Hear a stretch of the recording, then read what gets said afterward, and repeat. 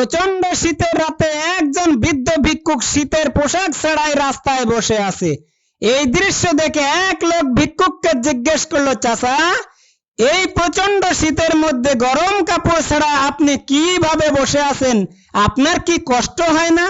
তখন ভিক্ষুক বলল, বাবা, কষ্ট তো হয়, কিন্তু আমি মানিয়ে নিয়েছি। তখন সেই লোকটি বলল, চাচা, আপনি আর একটু সময় এখানে বসেন, আমি এক দৌড়ে বাসা থেকে আপনার জন্য শীতের কাপড় নিয়ে আসছি। তখন বৃদ্ধ ভিক্ষুক খুশি হয়ে বলল, ঠিক আছে বাবা, যাও, আমি এখানেই অপেক্ষা করছি। সেই লোক বাড়িতে যে কথায় কথায় বউয়ের সাথে ঝগড়া শুরু করলো আর ভিক্ষুকের কথা ভুলে গেল।